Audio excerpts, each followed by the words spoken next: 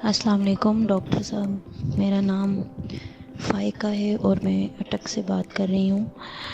मैंने सबसे पहला टेस्ट जो करवाया था वो सितंबर में करवाया था मैंने 2022 में। तो तब मुझे तब पता चला था कि मुझे हेपेटाइटिस बी है और उसका वायरल लोड था 110 मिली IU/ml।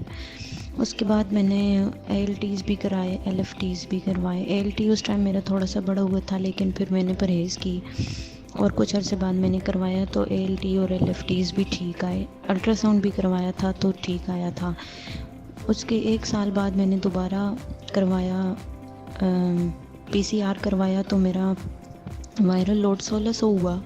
और उसके साल बाद फिर मैंने PCR करवाया तो वायरल लोड अभी मैंने जनवरी 2025 में करवाया है तो 7600 हुआ है। और अभी जब मैंने रीसेंट टेस्ट जनवरी में ही करवाए 2025 में, HbA1c वो नेगेटिव था, anti-HbE पॉजिटिव था और anti-HDV नेगेटिव आया है। तो डॉक्टर साहब, आपसे ये पूछना था कि वायरल लोड मेरा हर साल बढ़ता ही जा रहा है और बहुत ज़्यादा, तीसरे साल तो बढ़ा है। लेकिन मैं जिस डॉक्टर के पास जा रही हूँ, मैं DHQ अटक जा रही हूँ, डॉक्टर आतिफ चंद मुगल के पास। वो मुझे कह रहे हैं कि आपको हम अभी मेडिसिन शुरू नहीं कर सकते, क्योंकि अगर आपको अभी हम मेडिसिन शुरू करेंगे तो उसके बाद फिर आपका बॉडी इसके ख़िलाफ़ रेजिस्टेंस तैयार करने लग जाएगा और अभी आपका वायरल लोड बहुत कम है। तो मेरे 2 सवाल हैं आपसे। एक तो ये कि ये वायरल लोड बढ़ता क्यों जा रहा है, हालांकि मैं परहेज़ भी कर रही हूँ और मेरा ALT और LFTs भी मेरे ठीक जा रहे हैं, तो फिर वायरल लोड क्यों बढ़ रहा है। और दूसरा सवाल ये कि मुझे डॉक्टर ने कहा है कि आपका जब लाखों में जाएगा वायरल लोड तो तभी मेडिसिन शुरू कर सकते हैं। तो क्या मैं इंतज़ार करूं वायरल लोड के इतना बढ़ने का? उस टाइम तक तो फिर हाथ में कुछ भी नहीं रहता। तो मेरे यही 2 सवाल हैं कि एक तो वायरल लोड बढ़ क्यों रहा है और दूसरा कि वायरल लोड कम कैसे होगा।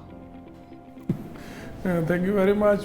बड़ा सिंपल इसका जवाब है और इसका मेरा ख्याल है आपने अपने सवाल में ही तकरीबन जवाब दे दिया है कि वायरल लोड बढ़ता क्यों है। देखिए, दवाई ना खाने से वायरस दोबारा एक्टिव हो जाता है।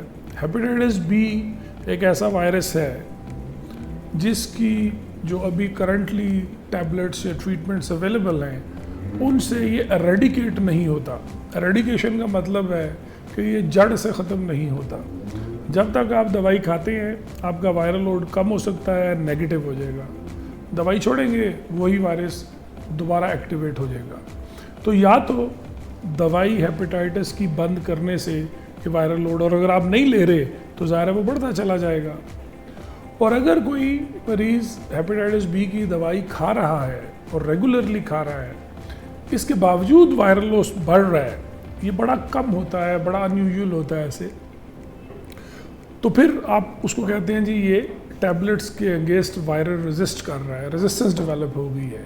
तो फिर आपको, अगर आप वो टैबलेट जो भी ले रहे हैं उसको चेंज करना पड़ता है, किसी दूसरी टैबलेट की तरफ शुरू करना पड़ता है। तो मेरे ज़ाती ख्याल में जिस तरह आपका वायरल लोड है, अगर आप ट्रीटमेंट नहीं ले रही तो आपको लेनी चाहिए, और अगर ऑलरेडी रेगुलर हेपेटाइटिस बी की दवाई खाती हैं तो मे भी इस ट्रीटमेंट को चेंज करना हो, और उसके बाद ये चीज़ें ठीक हो सकती हैं। आपको लाखों तक वायरल DNA के जाने की इंतज़ार करने की ज़रूरत नहीं है।